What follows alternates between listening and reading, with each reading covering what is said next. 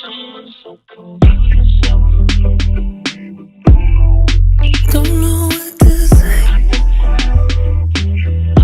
is the deal, beautiful people? It's your boy Ramon, back with another gaming video. Now this one, again, I like to spread these out throughout the channels, so this will be posted on the main tech channel, Lifestyles Defined, and it will also be posted on our gaming channel, Ignorant Gamers. So if you don't know, if you are ignorant to what Ignorant Gamers is, check out the link in the description below. So what I'm doing here is something that is not true to form, something that not a lot of people expect from me, but I've often done many topics about being a fanboy, and that I wholeheartedly believe that because you're a fanboy of something doesn't mean that the competition to that particular thing is garbage or sucks or it shouldn't be admired by you or anyone else.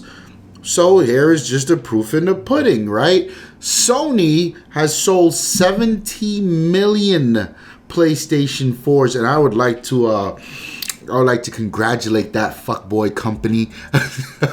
I think that is a huge feat. I think that is something to be celebrated.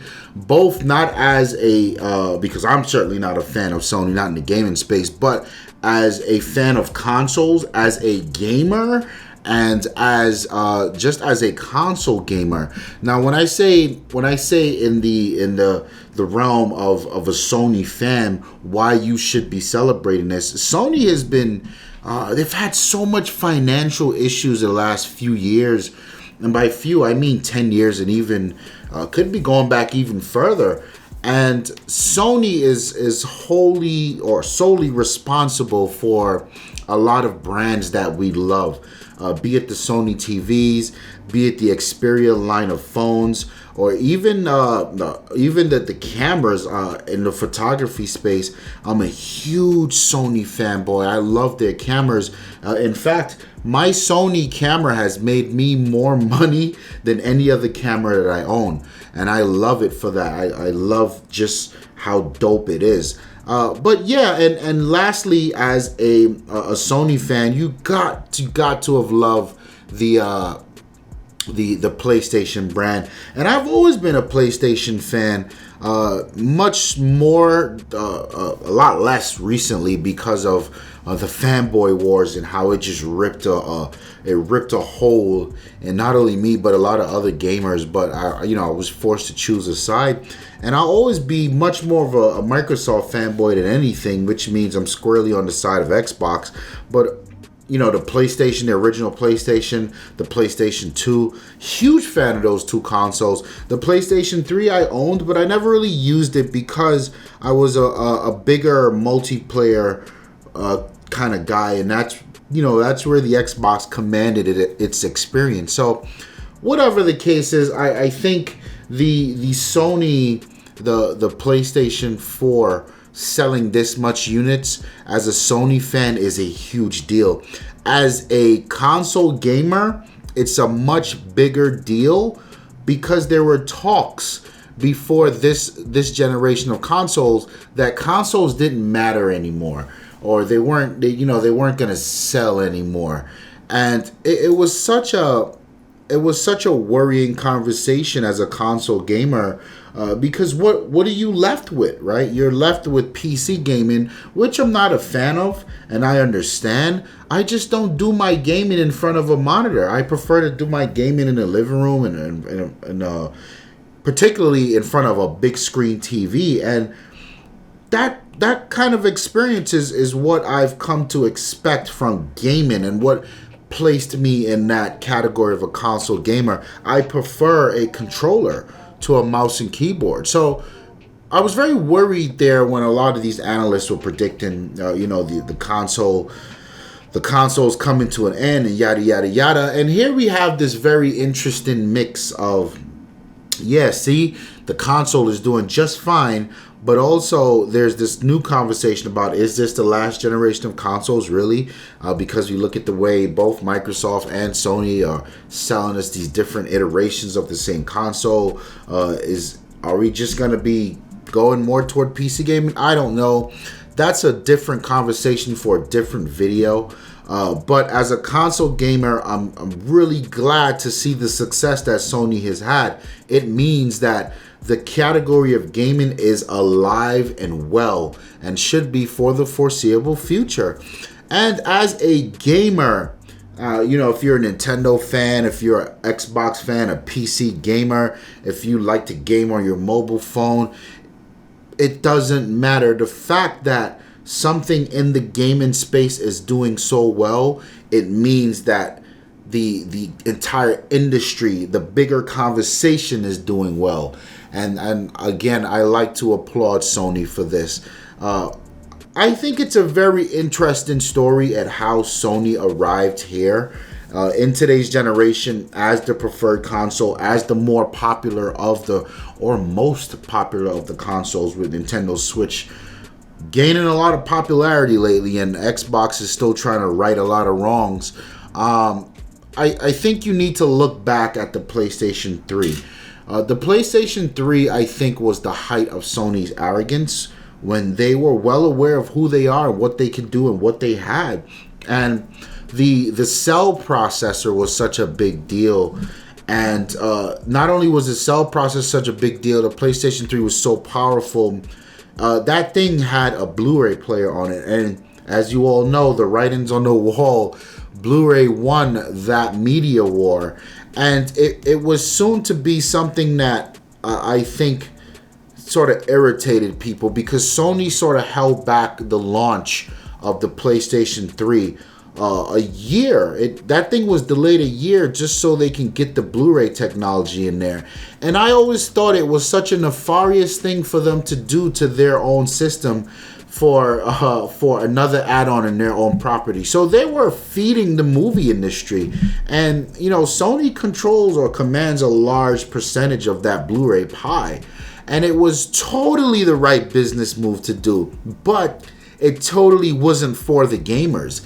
And because of that, the price of that thing was crazy. I believe it was $700 was the original price of the PlayStation 3. And then as they fought to get that price down, there were like 15 different SKUs of a PlayStation 3, and it made it so confusing and so annoying. And every iteration of the PlayStation 3 they would take away features. It was just like, what is happening here? And the PlayStation 4 was Sony just writing a love letter, as Snow would put it, to gamers, saying, my bad, I still love you, I got you. That thing, the price of the PlayStation 4, I think, although Microsoft went first on their reveal, on the $500 prices, I to this day don't think that's a lot of money, especially for what it's worth and what it does. Even if Microsoft was able to make the original Xbox One $400, and Sony came out and said, okay, the PlayStation 4 is also $400, I think there was an immense amount of reasoning for or purpose for a PlayStation fan to just clap as loud as they did, because last time around they charged us $600. That was just ludicrous. But here it's $400. Bravo on the price. And not only that, they beat the price of the nearest competitor in the market. That was super dope. Sony did that right. And then also, not only was it the cheaper of the two consoles, it was the more powerful of the two consoles. They didn't charge you for that premium.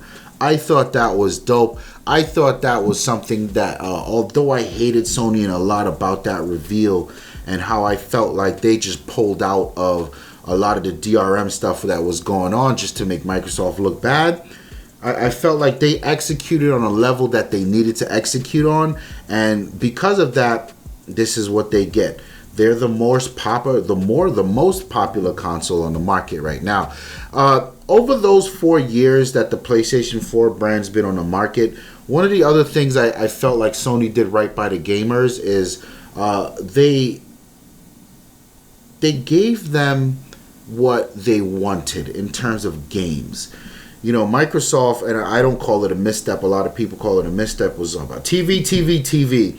And Sony was just like, no, we're about the games. Games. That's all we care about. That's all we're selling you here. Games. And, you know, it took a while for a lot of their first party titles to hit. It took a while for a lot of the super dope indie titles to hit. But now they're in full swing. And PlayStation fans are being rewarded very handsomely these days. You've got the Uncharted series came, knocked it out of the box. You've got the revival of Crash. You've got Persona 5. You've got Street Fighter exclusivity. You've got the new Horizon Zero Dawn. It's so much like, it's a good time to be a PlayStation 4 fan. And Sony is really rewarding them for their loyalty, and I really dig that. And then if you look at the 2 million, although yes, the 2 million PSVR units sold versus the 70 million, I guess you could say the penetration rate hasn't been that great. But I would want to remind you, VR is still not a proven thing. It's, you know what I mean? I still don't believe in it. A lot of people are. But Sony, what they've done is at the price point for the PlayStation VR, they really opened the floodgates. They brought it into the living room where the average consumer can get a hold of it. I played the Resident Evil on it. I thought it was dope. Made me sick as shit. I had to take it off. But it's dope. And I like that Sony found a way to even make that better. So yeah, Sony's been doing a really good job this generation. I feel like they deserve every single unit sold. 70 million is a lot. You know, I'm not going to engage the conversation of do I think those 70 million units are off the back of Microsoft and Microsoft missteps.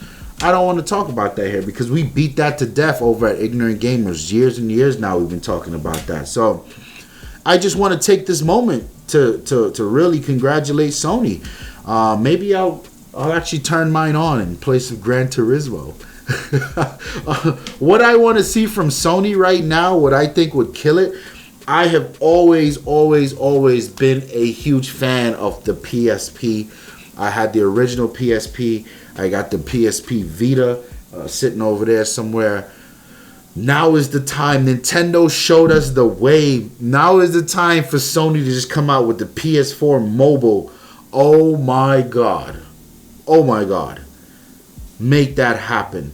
Again, don't forget, if you enjoyed the video, hit the like button.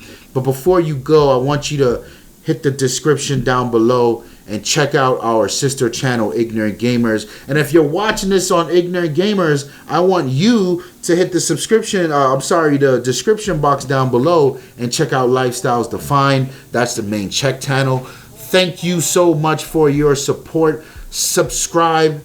It helps us grow. Like the button, share the video, all that good stuff. My name is Ramon. I'm out of here. Peace. Well, I guess. And the reason we started Lifestyles Defined is because if we weren't on camera arguing about these things, the technologies, the phones, the iPhones, the Androids, the cameras, the games, we'd be on the phone arguing about it.